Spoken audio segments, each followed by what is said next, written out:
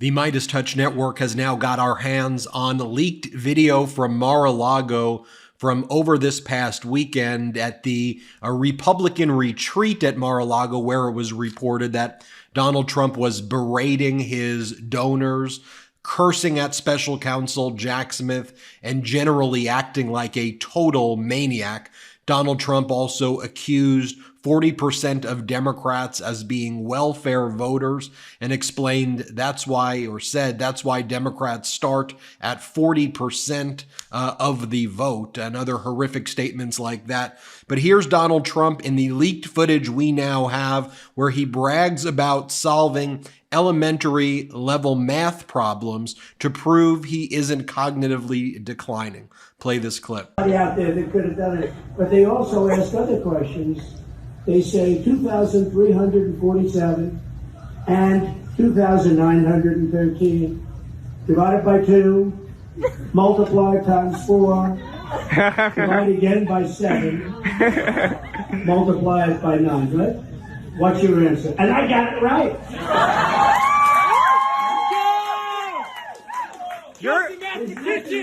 You're a genius. And by the way, did you hear those people in the background right there saying, "You're a genius"? Yeah. I mean, how embarrassing that this is what the Republican Party has been reduced to. Here in this next clip, Donald Trump brags about the cognitive exam again at this event, and he talks about how he was able to identify pictures like lion, giraffe, and bear. This is what he's talking about at the event from the leaked footage we've received. Play this clip. Not easy. You know, they show you the first question, which is a lion, a giraffe, a bear, and a frickin' horse.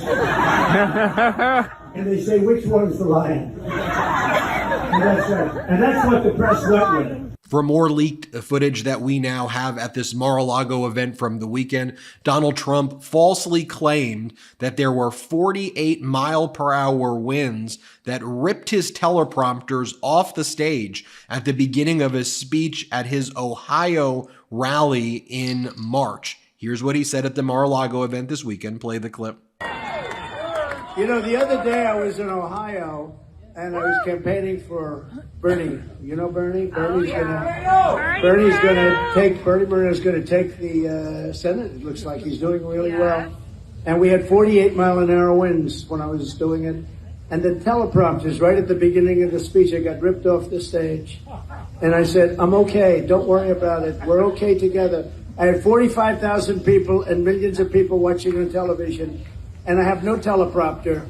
And I said, I'm okay. We can do this together. We'll suffer this. By the way, here is the event in Ohio that he's speaking of, and this is where he describes the 48-mile-per-hour winds, just so you can see it. Play this clip. But if you don't have fair elections, you don't. And you know what I add to it more and more? The fake news. They should be the police of our country, because if they were legit, they don't, you know, the biggest problem I have with them is the things they don't report. They barely, until recently, they would not talk about the borders. They wouldn't talk about the fact that our country is being destroyed at the borders. It's what they don't say that's a problem, and they don't say a lot. And what they do say is fake news. So other than that, I think they're fantastic. I'll move this over. Great job, fellas. Don't pay these suckers, please. Don't pay. Whoever the hell did that, son of a gun. These people. I think Joe Biden put them in. With your vote, we will throw out the Bidenomics and we will reinstate a thing called Maganomics. Before Donald Trump spoke, Kimberly Guilfoyle gave a speech where she says that nobody in this country has ever done more for this country than Donald Trump has. Here, play this clip. This man has been so fearless in his love for this country and his love for you. No one has done more for this country than this incredible man and his family, our amazing First Lady, the amazing First Family. America, you're going to get what you deserve. We are going to get the warrior, the most significant, undefeated. As our editor-in-chief, Ron Filipkowski, stated, well, I think maybe we want to start with Abraham Lincoln, but what's the point? By the way, at this event where Donald Trump then told the crowd that he would rather be hanging out with people who were holding their wedding than his donors, because the people holding their wedding at Mar-A-Lago were paying more money to him than his donors.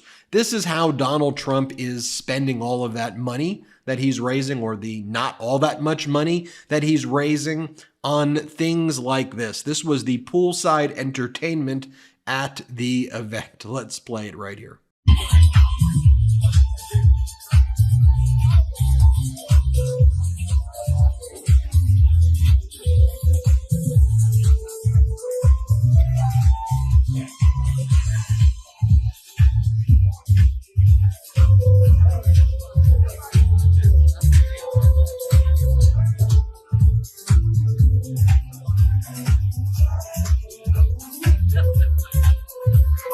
So that's what Donald Trump was spending his time doing. In a moment, I want to show you President Biden's speech from earlier in the day, but I want to show you this speech that, or rather this interview, before showing you President Biden's speech. This interview from Donald Trump on Pennsylvania's WGAL, one of the larger networks there. Donald Trump was then asked, this was, earlier in the day yesterday, about Nikki Haley voters not supporting him. 150,000 of them, for example, voted for Nikki Haley in the primaries. Donald Trump says not a big deal. Here, play this clip. Primary, but Nikki Haley attained 16% of the vote. Are you concerned about that number? And what do you say to those voters?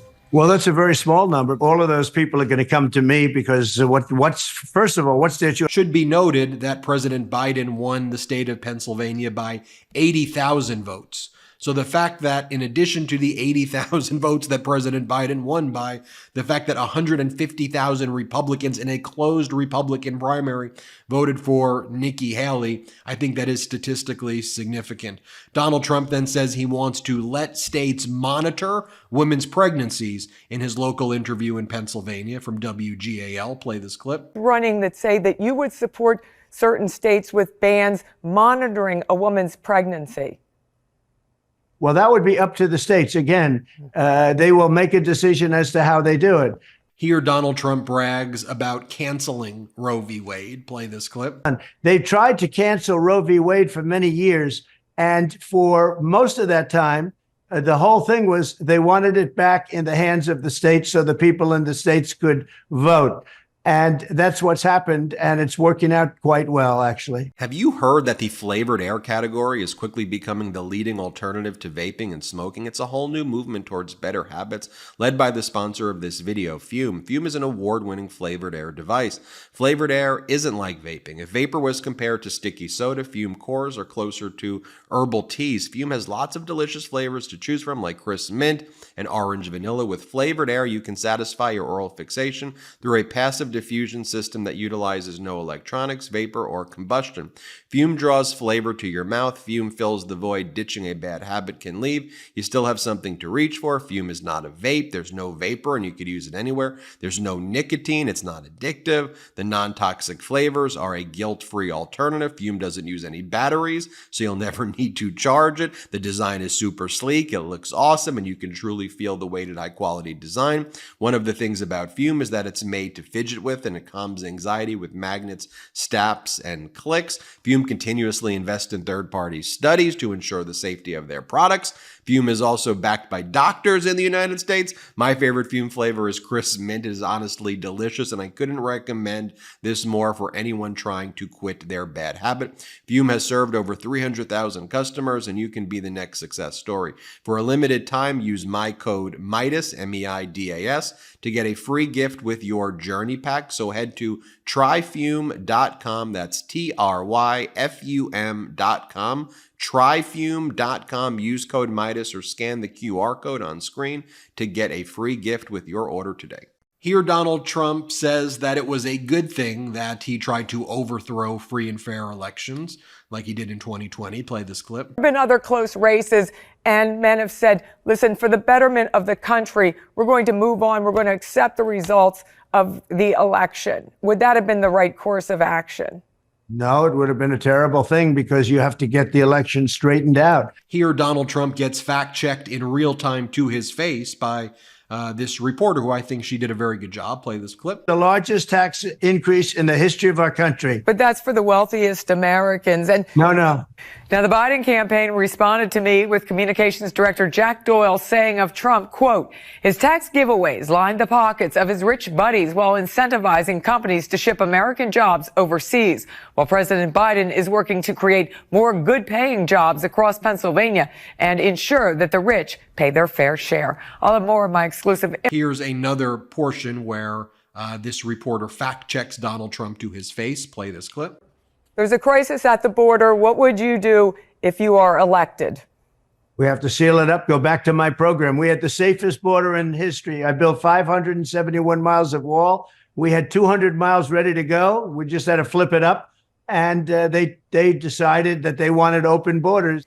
Now, there's some dispute over those numbers. PolitiFact reports more than 450 miles of border wall were built during former President Trump's first term. Much of that, though, was to replace old broken barriers. 50 miles of that wall were brand new. Now, coming up at 5. So that's what Donald Trump's been doing over the past 24 to 48 hours. And we got that leaked footage, of course, from Mar-A-Lago. I'm going to do a whole nother video on this, but a transcript has now been released from a sidebar conversation between Justice Merchan in the Manhattan District Attorney criminal case and Donald Trump's lawyer, Todd Blanche.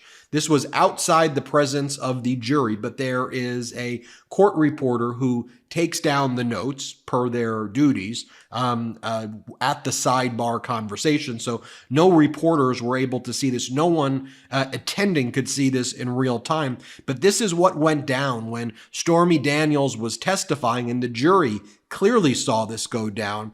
Justice Merchan said, I need you to come to sidebar, Mr. Blanche. Let's talk. And then at sidebar, meeting like right next to where the judge sits, the court said, I understand that your client is upset at this point, but he is cursing audibly and he is shaking his head visually, and that's contemptuous. It has the potential to intimidate the witness and the jury can see it. And then Todd Blanche, Donald Trump's lawyer, goes, I will talk to him. The court said, so I'm speaking to you here at the bench because I don't want to embarrass him in front of the jury. I don't want to embarrass him. Todd Blanche, I will talk to him. The court, you need to speak to him. I won't tolerate it. Todd Blanche, I will talk to him. The court, one time I noticed when Miss Daniels was testifying about rolling up the magazines and presumably smacking your client.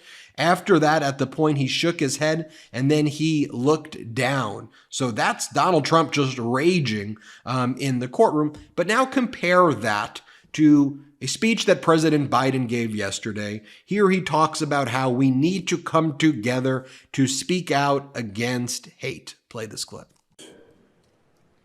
I know these days of remembrance fall on difficult times. We all do well to remember. These days also fall during the month we celebrate Jewish American heritage. A heritage that stretches from our earliest days to enrich every single part of American life today. Great American, great Jewish American, named Tom Lantos used the phrase, the veneer of civilization is paper thin. We are its guardians, and we can never rest. My fellow Americans, we must be those guardians. We must never rest. We must rise against hate, meet across the divide, see our common humanity, and God bless the victims and survivors of Shoah. May the resilient hearts, the courageous spirit, and the eternal flame of faith of the Jewish people forever shine their light on America and around the world.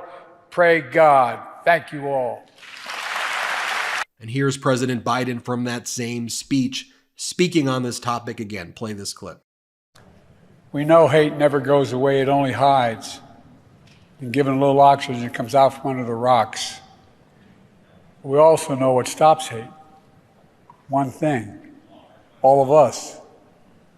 The late Rabbi Jonathan Sachs described anti-Semitism as a virus that has survived and mutated over time.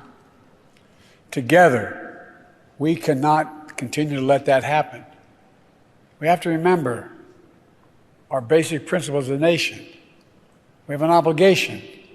We have an obligation to learn the lessons of history so we don't surrender our future to the horrors of the past. We must give hate no safe harbor against anyone. Anyone. Here is the former Republican lieutenant governor of Georgia, a real conservative right here, Jeff Duncan. And here's what he had to say. He's endorsed President Biden. He said, I am voting for President Biden. I may disagree with President Biden on policies, but this comes down to voting for a decent man in President Biden who I disagree with, or voting for a criminal who I think will destroy our democracy. Play the clip. I mean, you've called out Mitch McConnell, you've called out New Hampshire Governor Chris Sununu, you've called out Bill Barr for all supporting Trump. Now, they all say, look, it's because of the policy. Now, you have proposed that perhaps Republicans can vote down the rest of the ballot as Republicans to try to block Biden's legislative agenda, but then still vote for Biden as the top of that ticket. But wouldn't that mean that nothing will really get done in Washington for 4 years if that's the follow? Does anybody think anything's going to get done if Donald Trump's the president? I mean, all he's going to do is go on this vendetta tour around the world. There's nothing that's going to be done. In fact, I would argue there would be more damage done.